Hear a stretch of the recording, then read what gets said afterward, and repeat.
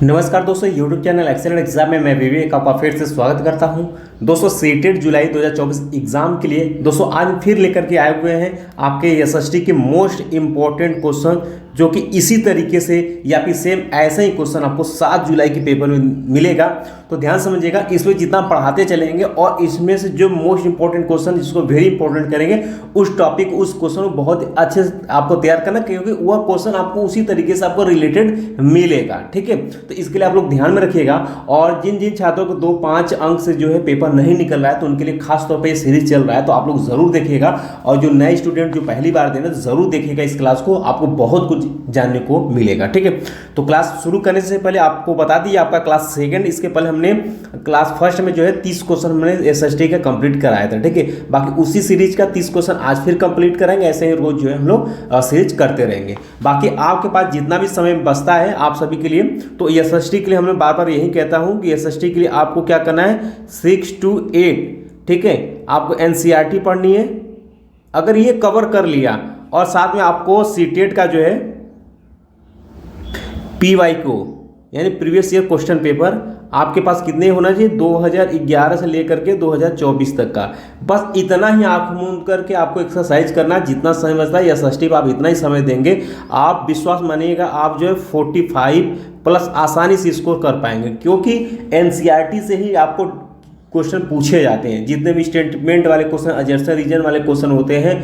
ठीक है, ये सभी क्वेश्चन आपको एनसीईआरटी से ही मिलते हैं, तो इस चीज़ को ध्यान में रखिएगा। बाकी हम क्वेश्चन आपको साथ में करवा रहे हैं और जितना समय बचता आप अपने से भी एक्सरसाइज करते चलिए, क्योंकि समय आपके पास बहुत कम बचा हुआ है। ठीक है, तो क्लास शुरू करने से पहले एक बार आप सभी जितने भी हमारे प्यारे स्टूडेंट इस क्लास को देख रहे हैं, तो सबसे पहले आप जो है इस क्लास को एक बार लाइक कर दीजिएगा और रोजाना की तरह सभी स्टूडेंट अपने फ्रेंड में जरूर शेयर करिएगा। और चैनल पहली बार है, चैनल को आप लोग सब्सक्राइब जरूर कर लीजिएगा। साथ में आप लोग घंटी के द्वारा ऑल पर क्लिक कर दीजिएगा, ताकि आने वाले समय की इंपॉर्टेंट क्लास की नोटिफिकेशन आपको मिलती रहे। अगर आप टेलीग्राम से भी जुड़ना चाहते हैं ताकि सभी क्लास आपको मिल पाए, तो आपको क्या करना है कि एक्सीलेंट एग्जाम सर्च कर लेना है टेलीग्राम पर, वहाँ से आप ग्रुप मिलेगा, वहाँ जुड़ पाएंगे। या फिर टेलीग्राम से जुड़ने के लिए हमने इसका लिंक जो है इसी वीडियो के डिस्क्रिप्शन बॉक्स में दे रखा है, आप जाकर क्लिक करके जुड़ सकते हैं। ठीक है, फिर भी किसी भी स्टूडेंट कहीं प्रॉब्लम होती है आप बिल्कुल हमें कमेंट बॉक्स में कमेंट कर सकते हैं, और क्वेश्चन जो भी कराएंगे और साथ में जो इंपॉर्टेंट करेंगे उस टाइप का क्वेश्चन आप ज़्यादा से ज़्यादा आपको एक्सरसाइज करनी है। ठीक है, चलिए, तो पिछली क्लास में हमने 30 क्वेश्चन कंप्लीट कराए थे, उसी का हम आज जो है 31 से 60 क्वेश्चन जो है कंप्लीट कराएंगे। और ये आपका पीवाईक्यू ही है, क्योंकि इसमें हम बहुत सारे क्वेश्चन आपको इंपॉर्टेंट बताएं, क्योंकि ऐसे ही क्वेश्चन आपको रिपीट करते हैं। ठीक है, चलिए, क्वेश्चन नंबर आपका 61 है। अब यहाँ आज की क्लास में हम लोग 61 से जो है जाएंगे 90 तक। ठीक है, ताकि 30 क्वेश्चन आपका कंप्लीट हो जाए। ऐसे ही हम लोग करते चलेंगे। पहला आज की क्लास का पहला क्वेश्चन कहता है, निम्नलिखित को सुमेलित कीजिए तथा सही विकल्प आपको चयन करना है। चलिए देखिएगा, तो ये आपके जो है नागरिक शास्त्र क्वेश्चन है। तो जिला परिषद किसको कहेंगे, जिला परिषद जो है आपको जिलाधीश को कहेंगे। ठीक है, तो इसका जिला परिषद का सही मिलान किससे हो जाएगा, आपका जिलाधीश हो जाएगा। ग्राम सभा किसको कहते हैं, गांव में ही तो ग्राम सभा होता ही है, जिसमें प्रधान चुने जाते हैं, तो इसका पहले से हो गया।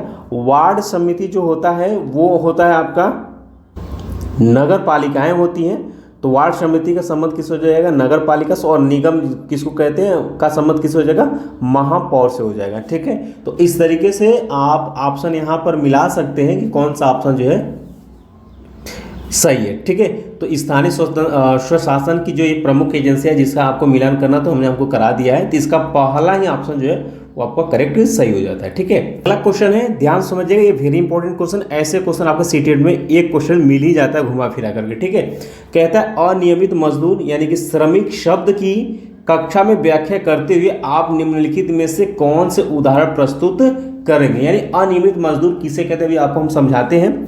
आपको A B C करके दिया, उसके बाद सही विकल्प का चयन करने के लिए दिया है कि केवल A और B सही है, या फिर केवल A और C सही है, केवल B और C सही है, या केवल A सही है। ठीक है, तो सबसे पहले हम लोग जान लेते हैं अनियमित मजदूर किसे कहते हैं। ठीक है, तो अनियमित मजदूर उसे कहते हैं जिनके पास स्थायी काम क्या होते हैं, नहीं होते, यानी आज है कल नहीं है, उनका कोई फिक्स वेतन नहीं होता है, या उनका कोई ठीक है फिक्स वेतन नहीं होता है, या फिक्स वेतन भी नहीं होता है, साथ में उन नियमित काम नहीं कर पाते हैं। ठीक है, तो ध्यान रखिएगा। तो आइए देखते हैं कहता है निर्माण स्थल पर काम करने वाला मिस्त्री, ठीक है, निर्माण स्थल पर काम करने वाला मिस्त्री। तो ध्यान सुनिएगा, जो ये निर्माण स्थल पर काम करने वाला जो मिस्त्री होता है, ठीक है, इनका काम क्या होता है, रोजाना का नहीं होता, ना ही इनका कोई फिक्स सैलरी आपको मिलता है, ठीक है। जैसे कि आप कोई मान लेते हैं कोई मकान या कोई चीज़ बन रहा है तो उसका भी तो एक डेट होता है कि हाँ इतने दिन में बन करके तैयार हो जाएगा, तो इनको काम कभी कभी मिलता है। आज मिलेगा 10 दिन काम किए, 5 दिन बैठ गए, फिर 20 दिन काम किए, फिर 4 दिन 10 दिन बैठ गए ना, तो इनका रेगुलर काम नहीं होता है। तो यह जो होगा उदाहरण में आपके ये आएंगे आपके अनियमित मजदूर में आएंगे, ठीक है, अनियमित मजदूर या श्रमिक में आएंगे, ठीक है। तो ये आपका पहला हो गया। और घरेलू सहायिकाएं, ठीक है, तो घरेलू सहायिका इनको, अब देखिए घरेलू सहायिकाएं जो घर पर काम करने वाली महिलाएं होती हैं, तो वह क्या करते हैं, उनको स्थायी काम तो करना पड़े लेकिन उनको कोई स्थायी वेतन नहीं मिलता है, ठीक है, ठीक है। तो ये स्थायी नहीं मिलता है, तो ये भी हम कह सकते हैं कि आपके किस में आ जाएंगे, अनियमित श्रमिक के रूप में आ जाएंगे। और ये देखिएगा सी जो है ये राष्ट्रीयकृत बैंक में बैंक प्रबंधक, अब देखिएगा इनको क्या ये राष्ट्रीय ये क्या श्रमिक मजदूर के अंतर्गत ही आएंगे, अश्रमिक मजदूर के अंतर्गत नहीं आएंगे, क्योंकि इनको नियमित वेतन मिलता है, ठीक है, ठीक है। ये एक नौकरी पेशा व्यक्ति होते हैं और इनको महीने का वेतन मिलता है, वो भी फिक्स वेतन मिलता है, तो ये तो आपका अनियमित मजदूर के अंतर्गत नहीं आएंगे। तो सही विकल्प आपका ए और बी हो जाएगा। इसका दोस्तों आगे बढ़ते हैं अगले क्वेश्चन की तरफ। कहता है निम्नलिखित कथनों को पढ़िए तथा सही विकल्प का आपको चयन करना है। अभी कथन ये कहता है कि खेतिहार मजदूर, ठीक है, ऋतुनिष्ठ यानी कि सीजनल श्रमिक होते हैं। तो क्या बात सही है कि जो खेती करने वाले जो मजदूर होते हैं, ठीक है, ऋतुनिष्ठ यानी कि सीजनल श्रमिक होते हैं, बिल्कुल हाँ सही बात है। जब सीजन उनका आता है, जैसे कि मान लेते हैं कि धान की बुआई है, ठीक है, धान की रोपाई चले तो उसमें काम बहुत ज़्यादा, धान की कटाई जब होती है काम बहुत ज़्यादा होता है, गेहूं की बुआई और गेहूं की कटाई थ्रेशरिंग जब होता है काम ज़्यादा होता है, लेकिन उनके बीच का समय में उनका काम कम होता है, ठीक है। तो ये बात सही है कि खेतिहार मजदूर जो होते हैं वो ऋतुनिष्ठ सीजन में श्रमिक होते हैं, बिल्कुल बात ये कथन सही है, ठीक है। कारण आदि तरफ पढ़ते कहता है खेती में कई तरह के काम होते हैं, जैसे खेत तैयार करना, रोपाई, बुआई, निराई और फसलों की कटाई, ठीक है। ये भी बात बिल्कुल सही है कि खेती में कई तरह के काम होते हैं, ठीक है, ये भी बात बिल्कुल आपका सही है। आइए ऑप्शन देख लेते हैं। कहता है ए और आर दोनों सही है, आर जो है ए की सही व्याख्या करता है, बिल्कुल बात सही नहीं। ये भी स्टेटमेंट बिल्कुल सही है, ये भी स्टेटमेंट, ये भी आपका कारण भी सही है, लेकिन क्या उसकी व्याख्या नहीं कर रहा है, ठीक है। तो हम कह सकते हैं ए और आर दोनों सही है, लेकिन आर जो है सही व्याख्या नहीं करता। ए की ऑप्शन नंबर आपका सेकेंड आपका करेक्ट सही हो जाएगा। आगे बढ़ते कहता है निम्नलिखित कथनों को पढ़िए तथा सही विकल्प का आपको चयन करना है। कहता है विकलांगता अधिनियम 1995 कहता है कि विशेष आवश्यकता वाले व्यक्तियों को भी समान अधिकार प्राप्त है और सरकार को समाज में उनकी पूरी भागीदारी संभव बनानी चाहिए।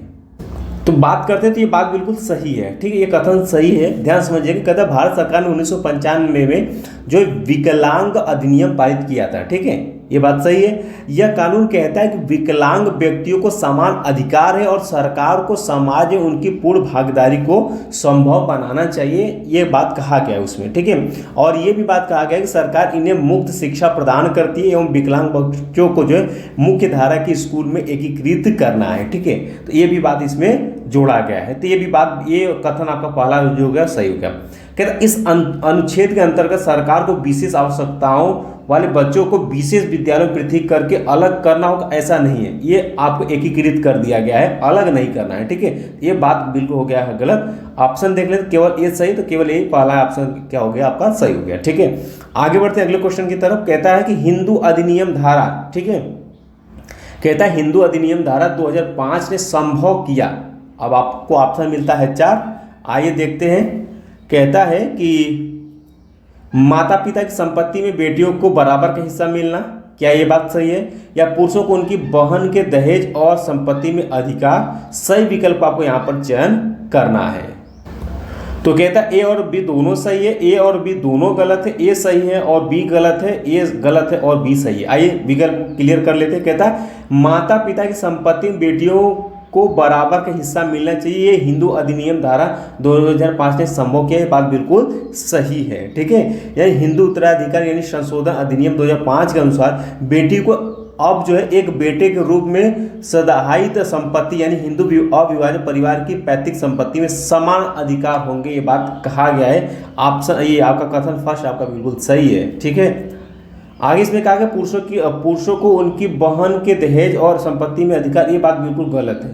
ठीक है, ये बात आपका बिल्कुल गलत है। ठीक है, और इसके अंतर्गत ये भी कहा गया था कि इसमें यह भी कहा गया था कि पिता की मृत्यु के बाद बेटे बेटियां एवं उनकी माताओं को पारिवारिक संपत्ति में बराबर का हिस्सा मिल सकता है। यानी कि अगर जैसे कि अगर पिता गुजर जाते हैं, है ना, तो उनकी वाइफ जो है पत्नी, उनका भी उतना ही अधिकार होगा, साथ में जो है उनके बेटे और बेटियों का भी अधिकार होगा। ये बात कहा गया है, आपकी हिंदू अधिनियम धारा 2005 ने यह संभव किया है। तो ऑप्शन आप यानी कथन फर्स्ट सही है, ए सही है, लेकिन बी आपका गलत है। ऑप्शन देखेंगे तो ए सही है, बी गलत है। आपका तीसरा जो है आपका यहाँ पर विकल्प सही हो जाएगा। आगे बढ़ते हैं अगले क्वेश्चन की तरफ। कहता है निम्नलिखित में से कौन सा विषय जो है राज्य सूची के अंतर्गत आएगा। आइए देखते हैं, कहता है निम्नलिखित में से कौन सा विषय जो है राज्य सूची के अंतर्गत आएगा। यहाँ पर आपको 4 ऑप्शन मिल गए हैं और यहाँ पर कहता है कि सही विकल्प आपको चयन करना है कि ए और सी सही है, बी और सी सही है, सी और डी सही है, ए और डी सही है। कहते हैं श्रीलंका के साथ व्यापार संबंधों को बनाए रखने का निर्णय, ये बात बिल्कुल गलत है। ठीक है, राज्य की बात हो रही है तो ये देश कहाँ से आ गया। कहता है नए 100 रुपये का नोट जारी करना, ये भी बात बिल्कुल गलत है। ठीक है, आगे कहता है कि प्रारंभिक स्कूलों विद्यालयों में मध्याह्न भोजन योजना को लागू कराने का निर्णय, ये बात बिल्कुल सही है।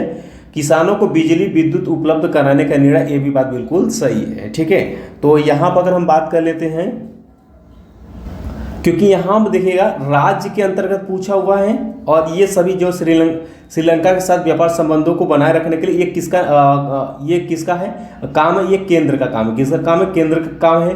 100 रुपये का नोट जारी करना किसका काम है भाई? केंद्र का काम है। ठीक है, यहाँ पर राज्य का पूछा है तो प्रारंभिक स्कूलों विद्यालय में मध्याह्न भोजन योजना को लागू कराने का निर्णय ये राज्य सरकार का है। किसानों को बिजली उपलब्ध कराने का निर्णय ये भी आपका किसका है? राज्य सरकार। क्योंकि अभी आपने न्यूज़ में पढ़ा होगा कि यूपी में यानी उत्तर प्रदेश में ये कहा गया है, यानी कि सीएम के द्वारा ये कहा गया है कि जितने भी कह सकते हैं किसानों द्वारा जो सिंचाई के लिए जितने भी नलकूप पास किए गए उनका बिजली फ्री हो गया। तो ये किसका जिम्मेदारी होती है? राज्य का। ठीक है, तो ये सी और डी आपका सही हो जाता है। तो ऑप्शन आपका तीसरा सही हो जाएगा, सी और डी आपका करेक्ट आंसर हो जाएगा। ठीक है, आगे बढ़ते हैं अगले क्वेश्चन की तरफ। कहता है अगर एक व्यक्ति को अस्पताल में चिकित्सा उपचार मना कर दिया गया है तो यह उसके कौन से अधिकार का प्रत्यक्ष रूप से उल्लंघन है। यानी एक व्यक्ति को अस्पताल में चिकित्सा उपचार के लिए मना कर दिया गया कि आपका कोई भी उपचार नहीं होगा, तो यह उसके कौन से अधिकार का जो प्रत्यक्ष रूप से उल्लंघन है? स्वास्थ्य का अधिकार, सूचना का अधिकार, या चिकित्सा उपचार का अधिकार, या जीवन का अधिकार? तो ध्यान समझिएगा, यदि कोई कहता है कि यदि कोई अस्पताल जो है किसी व्यक्ति को समय पर चिकित्सा उपचार प्रदान नहीं कर सकता है तो यह इसका मतलब है कि जीवन की सुरक्षा नहीं दी जा रही है और आपातकालीन स्थितियों में उपचार संहिता आवश्यक स्वास्थ्य सेवाएं प्रदान करना सरकार का क्या है? कर्तव्य है। ठीक है, तो कौन सा अधिकार है? जीवन का अधिकार है ये, क्योंकि वो जीवन का अधिकार वो नहीं दे रही है अगर नहीं करता है तो ऑप्शन नंबर 4 आपका सही हो जाएगा। आगे बढ़ते हैं, अगला क्वेश्चन कहता है किस मामले मुकदमे में भारत के सर्वोच्च न्यायालय ने कहा है कि जीवन का अधिकार संविधान के अनुच्छेद 21 के अंतर्गत एक मौलिक अधिकार और इसमें प्रदूषण मुक्त वायु और पानी का अधिकार भी शामिल है। यानी कहता है किस मामले या किस मुकदमे में भारत के सर्वोच्च न्यायालय ने यह कहा कि जीवन का जो अधिकार है वो संविधान के अनुच्छेद 21 के अंतर्गत एक मौलिक अधिकार है, जो एक मौलिक अधिकार है और इसमें प्रदूषण मुक्त वायु और पानी का अधिकार भी शामिल है। ठीक है, चलिए देखते हैं कि ये किस मामले में ये कहा गया था सर्वोच्च न्यायालय के द्वारा। कहता है कि MC मेहता बनाम भारतीय संघ या सुभाष कुमार बनाम बिहार राज्य, समित मेहता बनाम भारतीय संघ, यमुना, ठीक है, पर आर्ट ऑफ लिविंग मुकदमा मामला, इनमें से कौन सा है जिस पर ये सुप्रीम कोर्ट का ये आदेश आया था? तो ध्यान समझिएगा कि सुप्रीम कोर्ट ने माना कि संविधान का अनुच्छेद 21 के तहत जीवन का अधिकार एक मौलिक अधिकार है। इसमें सुभाष कुमार बनाम बिहार राज्य के मामले में जीवन के पूर्ण आनंद के लिए पानी और प्रदूषण मुक्त हवा का अधिकार शामिल है। यानी कि आपका ऑप्शन नंबर सेकेंड आपका सही हो जाएगा, सुभाष कुमार बनाम बिहार राज्य। ठीक है, इन्हीं के अंतर्गत जो है सुप्रीम कोर्ट का ये आदेश आया था। चलिए आगे बढ़ते हैं अगले क्वेश्चन की तरफ। कहता है कि कक्षा में सामाजिक न्याय के प्रोत्साहन के शिक्षण में शिक्षक को निम्नलिखित का उदाहरण देना चाहिए। यानी कक्षा में जब सामाजिक न्याय के प्रोत्साहन में शिक्षण में कक्षा को निम्नलिखित में से किसका उदाहरण देना चाहिए। कहता है छुआछूत अप्रतिष्ठता का उन्मूलन, संविधान का अनुच्छेद 17, आरक्षण नीति, न्यायिक समीक्षा। कहता है सही विकल्प आपको यहाँ पर चयन भी करना है। ठीक है, आइए देखते हैं। तो कहता है किसमें कि सामाजिक न्याय के प्रोत्साहन शिक्षण में शिक्षक को निम्नलिखित का कौन सा उदाहरण देना चाहिए।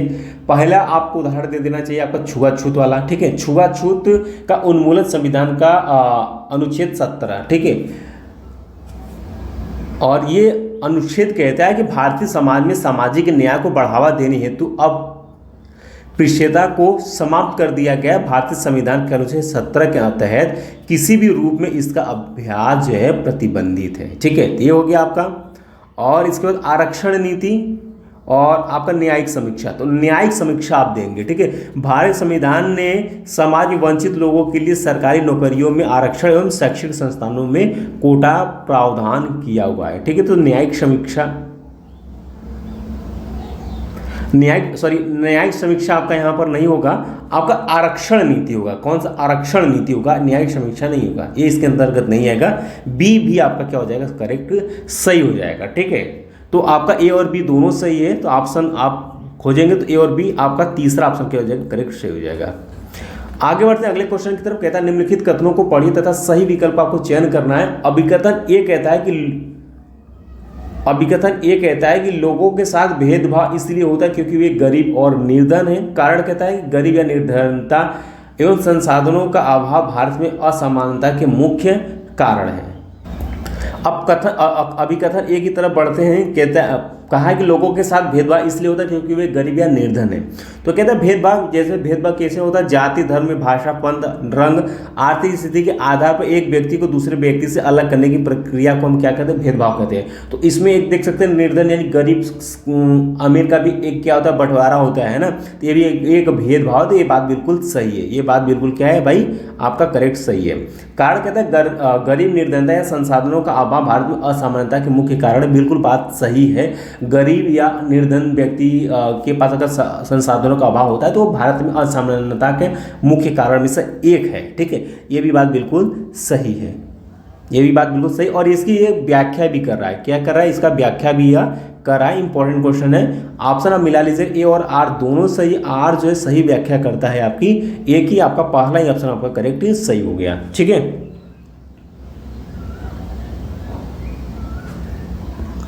अगला क्वेश्चन कहता है कि निम्नलिखित वाक्यों ए और बी को पढ़ें तथा सही विकल्प को आपको चयन करना है। चलिए देखते हैं विकल्प ए।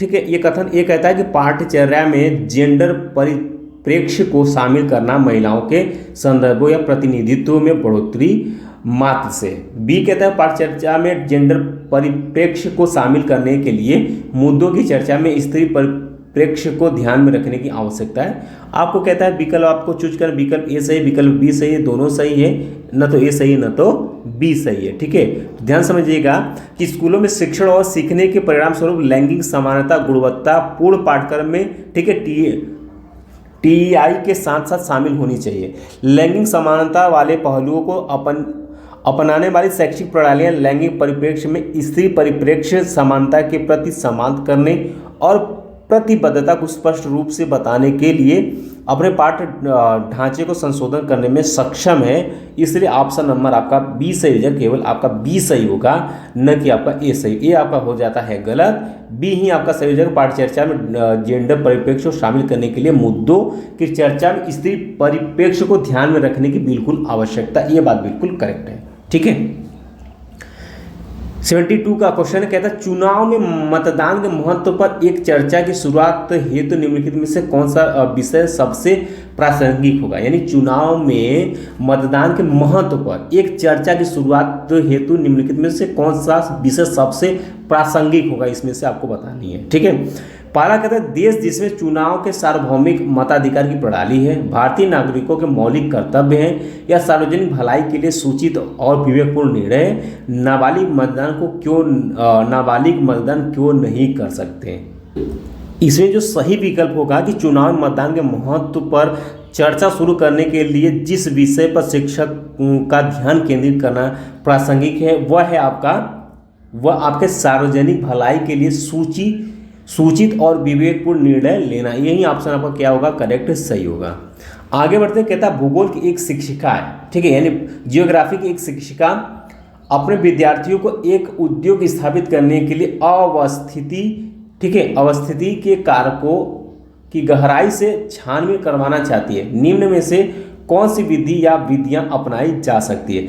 निरूपण, परियोजन, फैक्ट्री का भ्रमण, कुछ मामलों का अध्ययन जैसे केस स्टडी पर चर्चा। उपयुक्त विकल्पों का आपको यहाँ पर चुनाव करना है कि क्या क्या हो सकता है कि एक जियोग्राफी की शिक्षिका है, ठीक है, और विद्यार्थियों को एक उद्योग स्थापित करने के लिए अवस्थिति के कारकों की गहराई से, यानी कि उसकी स्थिति क्या है, उस कारक की गहराई से छानबीन करवाना चाहती है। तो निम्न में से कौन सी विधि या विधियाँ अपनाई जा सकती है, ठीक है, कौन कौन से इसमें से ये जो ऑप्शन आपको मिला है इसमें से कौन सी विधियाँ यहाँ पर अपनाई जा सकती हैं, ठीक है।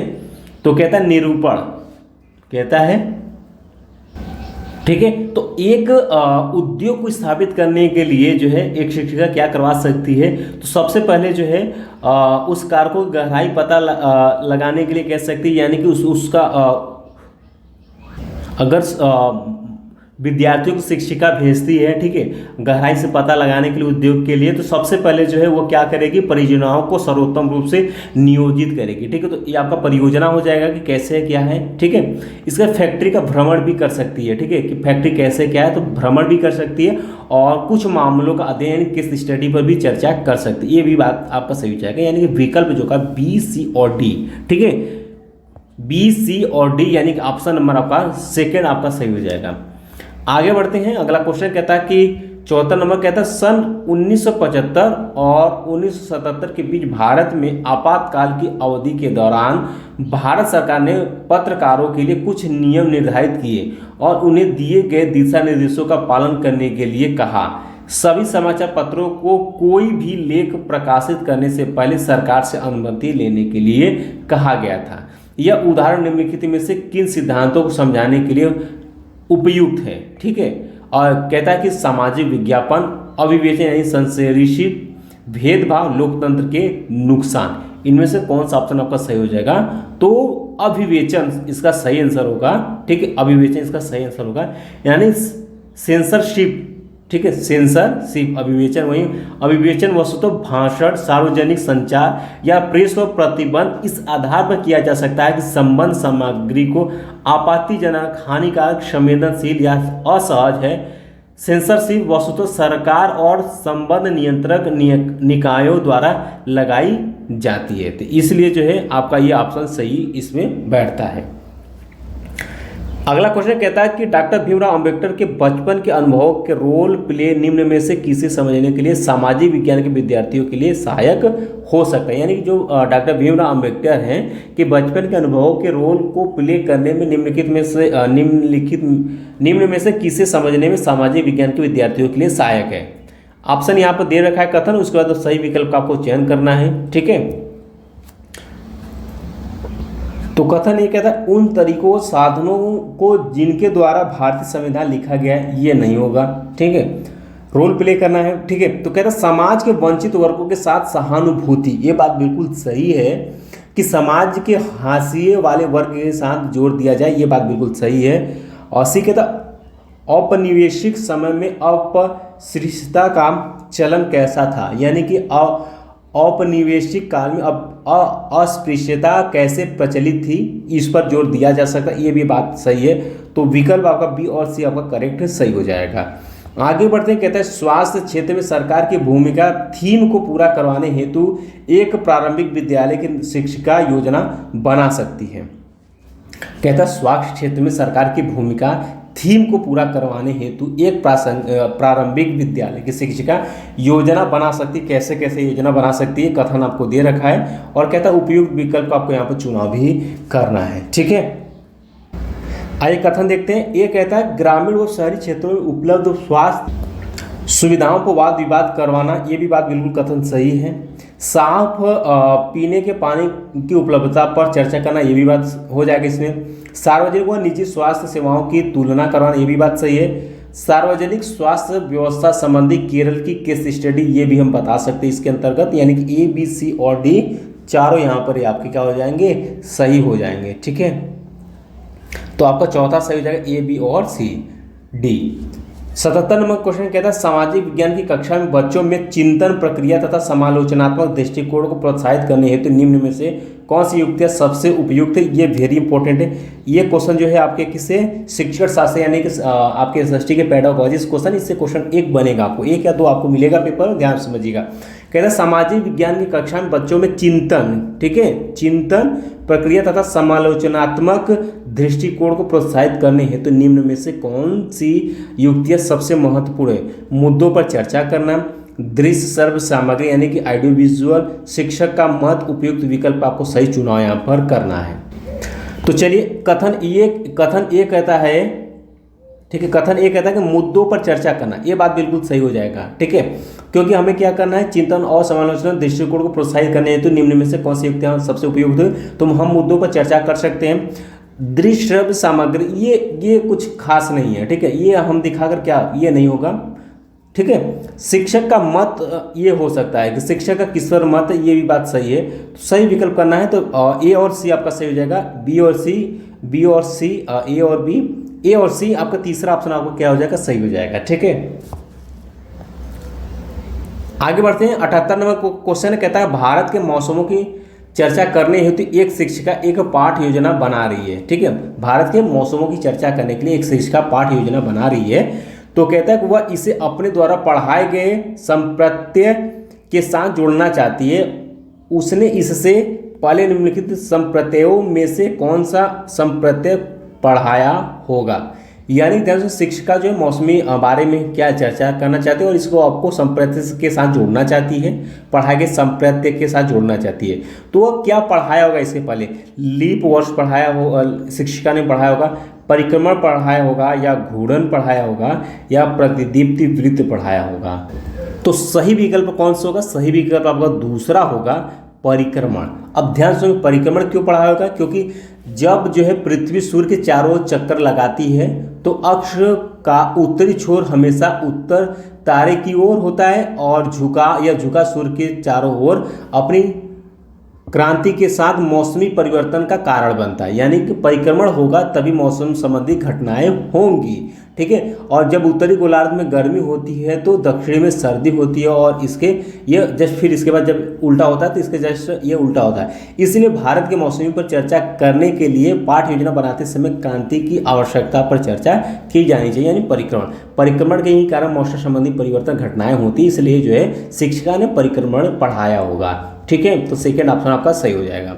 79 क्वेश्चन कहता है सामाजिक विज्ञान की कक्षा में निम्नलिखित में से कौन सा समालोचनात्मक चिंतन क्षमता को बढ़ावा दे सका। अब देखिए ये भी फिर से वेरी इंपॉर्टेंट, समालोचनात्मक चिंतन फिर इसमें आ गया है आपका।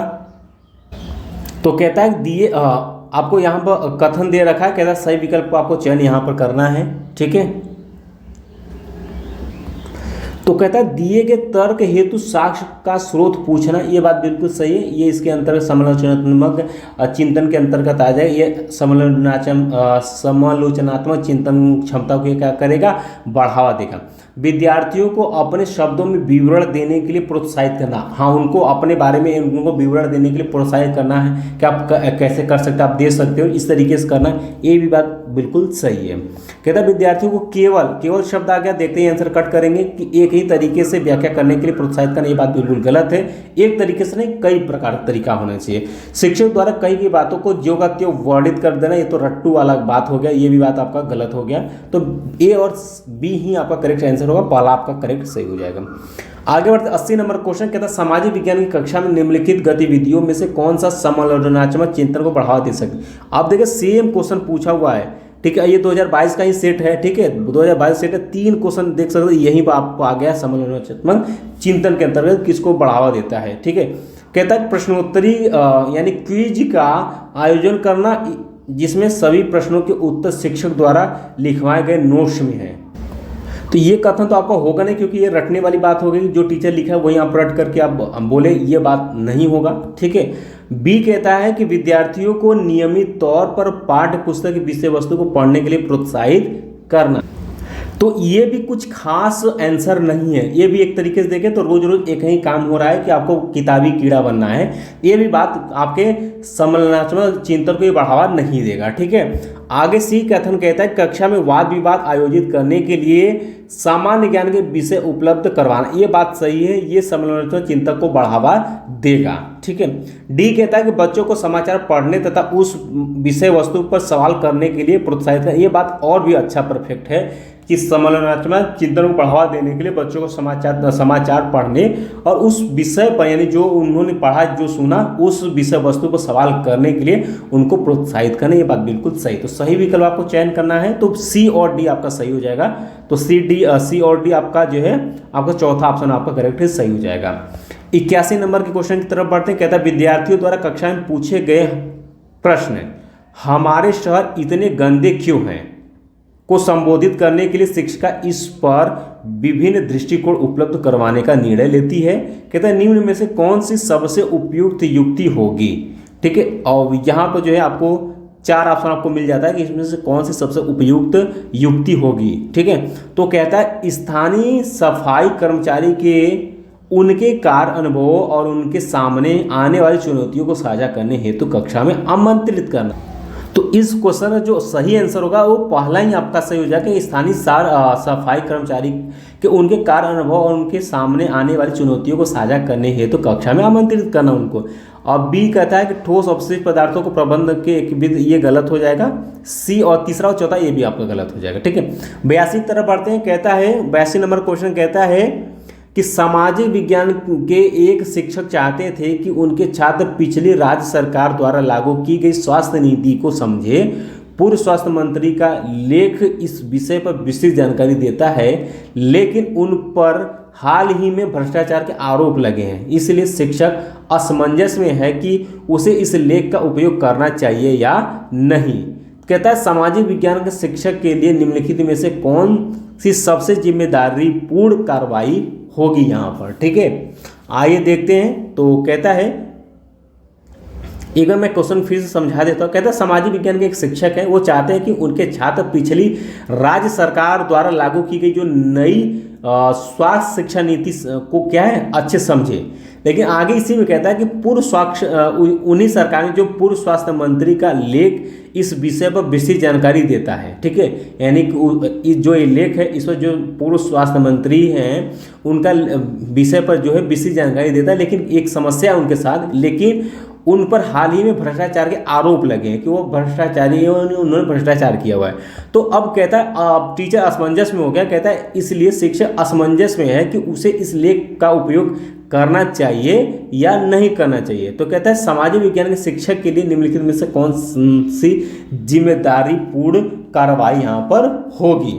ऑप्शन कहता है समझाएं कि हमें इस लेख के लेखक पर ध्यान न देकर केवल उसमें दी गई विशेष सामग्री पर ध्यान देना चाहिए जो कि नीति से संबंधित है। ये कुछ कह सकते हैं ये खास नहीं आंसर होगा। ठीक है, ये गलत हो जाएगा। ठीक है, और इसका सेकंड कहता है कि लेखक का नाम लिए बगैर इस लेख के उद्धरण का प्रयोग कक्षा में करें जिससे किसी भी प्रकार के वाद विवाद से बचते हुए लेख का लाभ उठाया जा सके। तो ये तो हो गया स्वार्थ वाला काम, ये भी आपका नहीं होगा। इसके बदले कम लाभदायक स्रोत सामग्री के रूप में कक्षा में प्रयोग करें। विवाद के बारे में चर्चा करने से समय बर्बाद हो, ये बात गलत है। ये भी बात आपका क्या हो गया गलत है, ये भी आपका बात नहीं होगा। ठीक है, तो और चौथा देखते हैं। कहते समझाएं कि सरकारी पदों पर लोग विवाद का पात्र बन सकते हैं और हमें लेखों का चयन उनके शैक्षिक महत्व के आधार पर चुनना चाहिए, न कि असंबंधित प्रशिक्षता को ध्यान में रखकर। यानी कि वो कितने पढ़े लिखे, उनका शैक्षिक योग्यता है क्या, उनके आधार हमें चूज करना चाहिए, न कि उनके जो भी उनको पद मिला है क्या भ्रष्टाचारी किए हैं वो लालच उनके, इस पर हमें ध्यान नहीं देना चाहिए। इसलिए चौथा आपका क्या होगा सही होगा। आगे कहता है 83 नंबर क्वेश्चन कहता है श्रीमान राज अपने प्रारंभिक विद्यालय विद्यार्थियों को सामाजिक विज्ञान की प्रासंगिकता को समझाते हैं। ठीक है, आपको कथन यहाँ पर दे रखा है ABC। कहता है कि आप कौन सा इसमें सही विकल्प को आपको कथन का चूज करना है कि कौन सा सही विकल्प है। तो कथन ये कहता है कि ये आपको विश्लेषणात्मक कौशल विकसित करने में सहायक होगा। ठीक है, तो ये बात बिल्कुल सही है।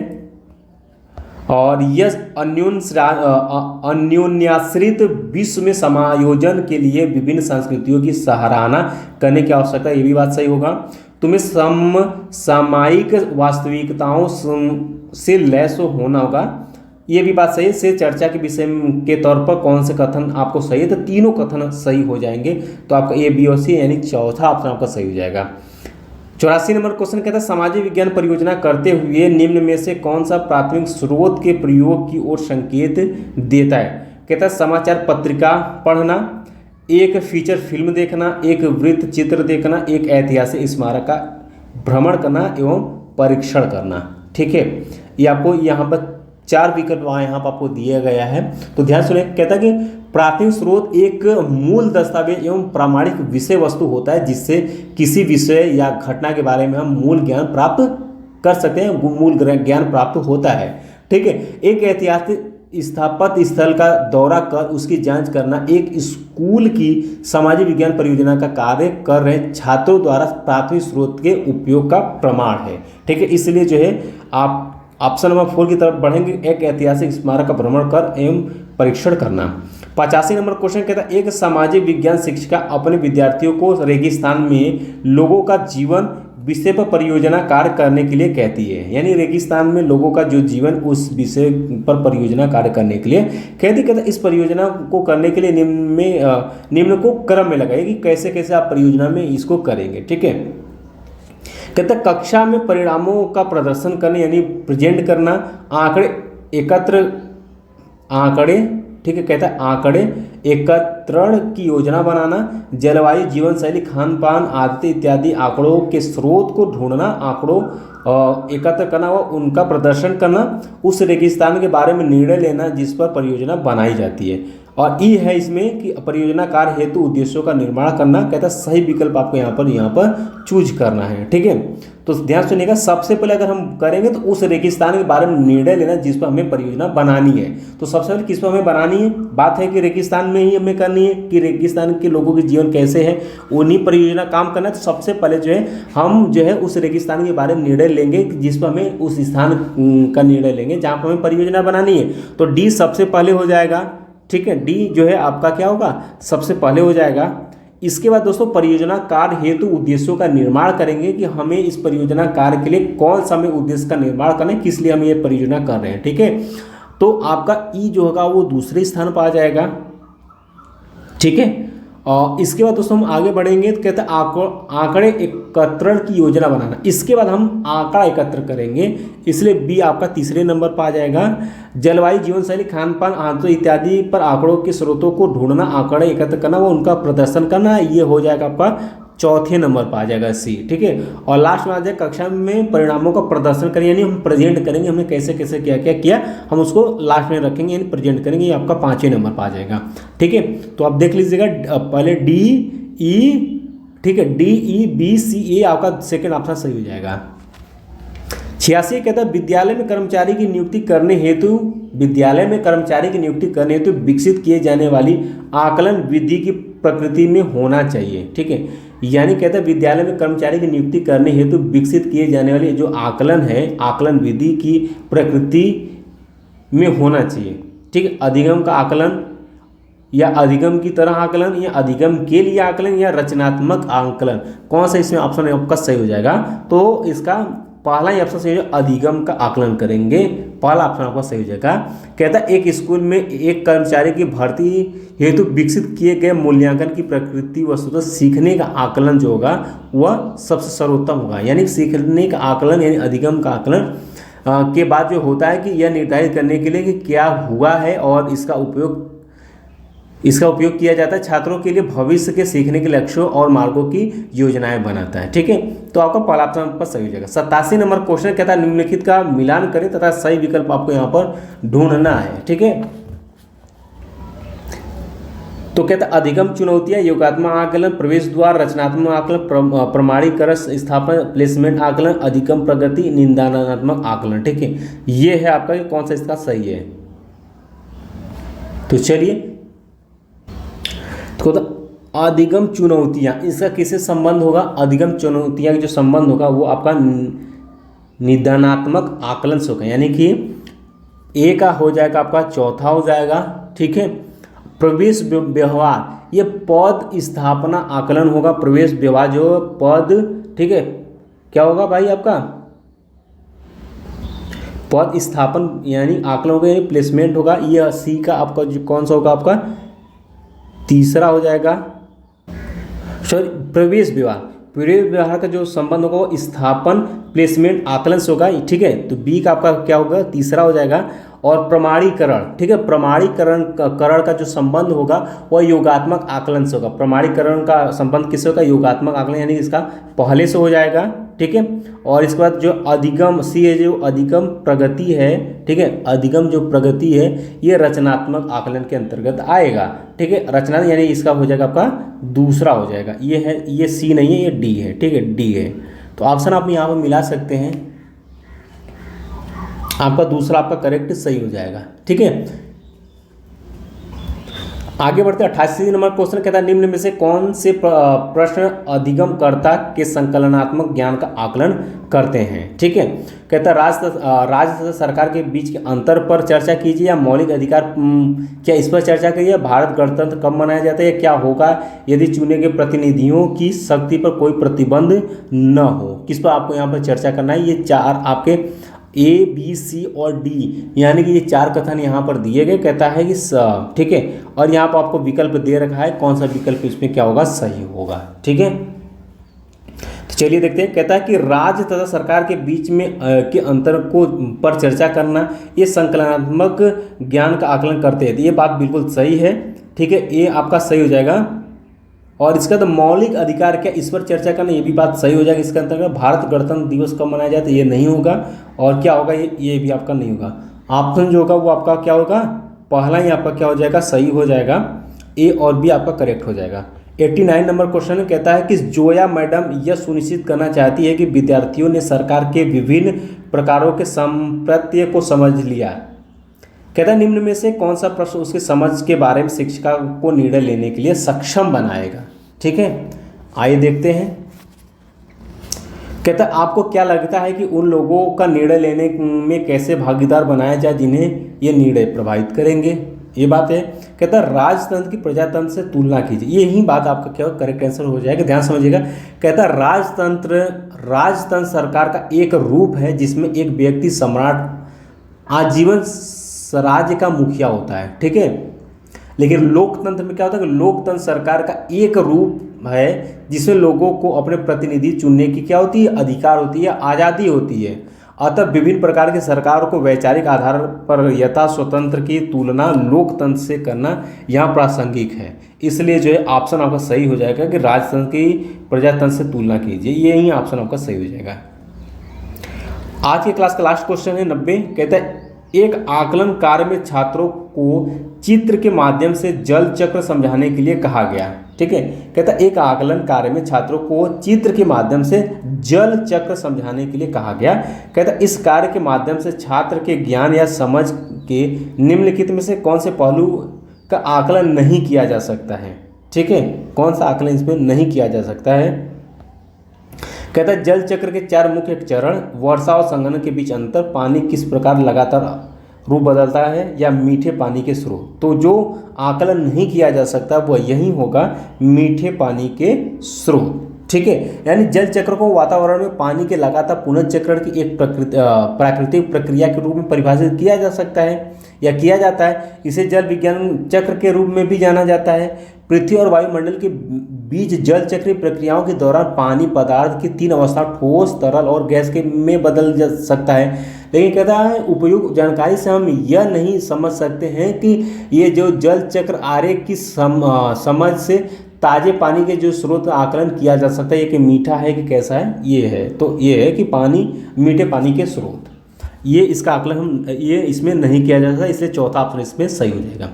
इस तरीके से दोस्तों आपका आज के क्लास में 30 क्वेश्चन हमने फिर से कंप्लीट कर दिया है और ये आपका एक सीरीज जो है कंप्लीट हो गया है। ये आपका जो पेपर था ये 2022 का ही एक सेट था, ठीक है। नेक्स्ट क्लास में फिर हम लेकर के एक सेट आएंगे, आपका जो है 5 जनवरी 2022 का जो सेट है उसका क्वेश्चन हम लोग करेंगे, ठीक है। ऐसे ही हमें अब करना, जो बाकी दिन बचा हुआ है हमें सिर्फ प्रीवियस ईयर क्वेश्चन अटेम्प्ट करनी है, ठीक है। और समय बचता है एसएसटी के लिए, तो आपको 6 to 8 एनसीईआरटी आपको पढ़ना है, तो आप ज़्यादा पढ़िएगा और पीवाईक्यू सॉल्व करिएगा। बस यही है आपको एसएसटी में 50 प्लस या 45 प्लस या 55 प्लस इसको करने के लिए, ठीक है। तो चलते चलते क्लास को एक बार लाइक कर दीजिएगा, शेयर कर दीजिएगा और चैनल पहली बार चैनल को सब्सक्राइब करके ही जाइएगा और घंटी को दबाकर ऑल पर क्लिक कर दीजिएगा, ताकि आने वाले समय की इंपॉर्टेंट क्लास की नोटिफिकेशन मिले। टेलीग्राम से जुड़ने के लिए इसी वीडियो के डिस्क्रिप्शन बॉक्स में लिंक दे रखा है, सबसे पहले जाकर जरूर जुड़िएगा, ताकि जितने भी क्लासेस चलते हैं सबका लिंक हम आपको टेलीग्राम पर शेयर करते हैं। या फिर एक्सीलेंट एग्जाम भी सर्च करें तो भी आप चैनल से जुड़ पाएंगे टेलीग्राम से, ठीक है। मिलते हैं नेक्स्ट क्लास में, तब तक के लिए जय हिंद जय भारत।